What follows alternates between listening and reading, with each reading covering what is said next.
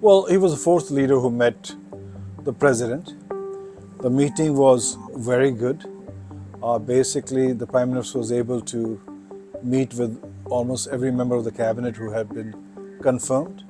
But more importantly, they basically focused a lot on substance. They focused on geopolitics, especially China. They talked about Russia-Ukraine issue. And they announced the IMEC corridor commitment. They also announced that they will come to some kind of a trade deal by fall when the president goes to India. But more important is they also said we will take the trade between two countries to $500 billion by 2030. And more important is they talked about reducing the tariff between the two countries.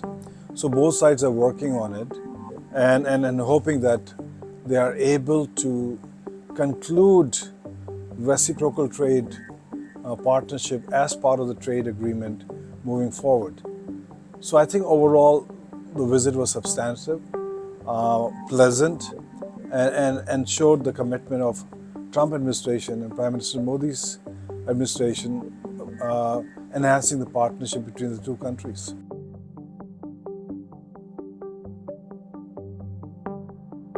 I think the relationship is warm, cordial, and there's enough maturity that you are able to deal with difficult subjects in a concrete and I would say productive manner.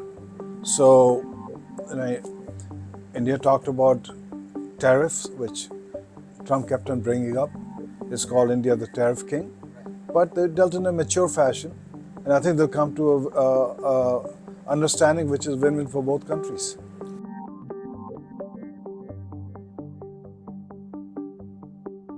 See, the fundamental issue is not just tariff. I think the fundamental issue is market access and level playing field. And level playing field, yes, we only look at tariffs, but there could be other factors, quality control certification, or basically movement of goods between one state to the other. So there are challenges on the customs side, for example. If you're part of the global supply chain, if you're not able to move fast enough because of local rules and regulation.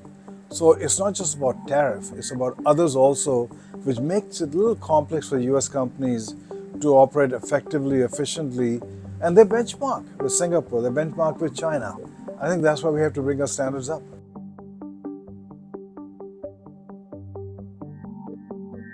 So, H-1B, which is consumed 70% by the Indians, it has also been abused and exploited. I think that has sent a wrong message here in Washington, D.C.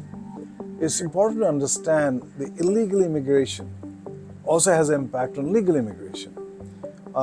Today, we have approximately 700,000 illegal Indians in the U.S.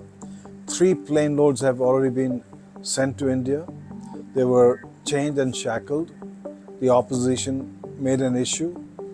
But the Indian government had made it very clear that as long as we have verified Indian citizens, we will take them back.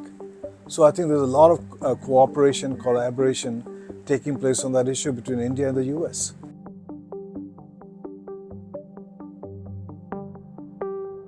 You have to understand, for India to grow 7-8% or higher, it needs to export more. And in order for it to export more, its product has to be competitive, quality-wise as efficient, and price-wise, very effective. So what India has to do is look at how it opens on the market. At the same time, it has to open its own market. So if you target $500 billion trade between the two countries, it will create more jobs in both countries itself. So trade becomes critical. From India perspective, 2 things are important.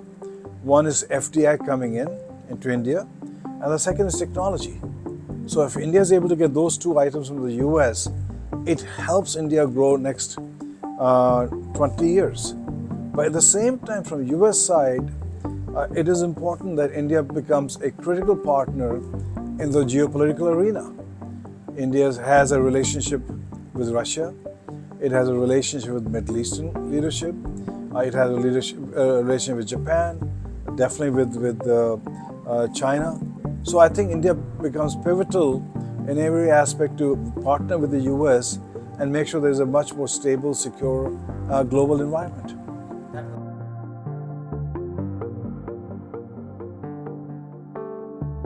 So obviously the turbulence is impacting the European side at the moment, where the conversation with Russia without President Ukraine has sent a message to the Europeans.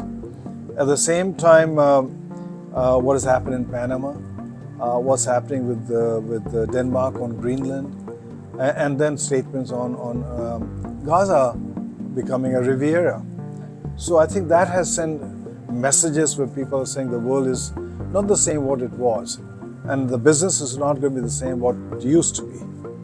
But the turmoil is just not external, it's domestic also. As Doge keeps on focusing on trying to get more and more cost cut, it becomes critical to make sure that the communication, the transition is efficient, because at the moment it is impacting people all across.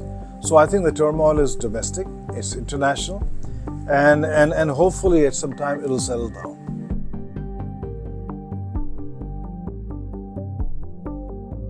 Yes, absolutely. I think India is a growing economy, it's a large country. It can become a stable force in discussion with Russia, in discussion with the Middle East, and definitely in discussion with Europe.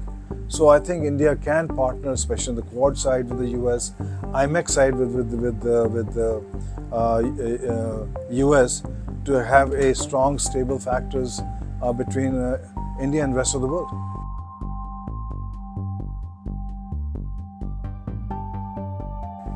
Well, one is to have a $21 million USAID for voter turnout makes no sense. I mean, India has almost a 70% voter turnout, so you need more. You don't need more money to encourage that.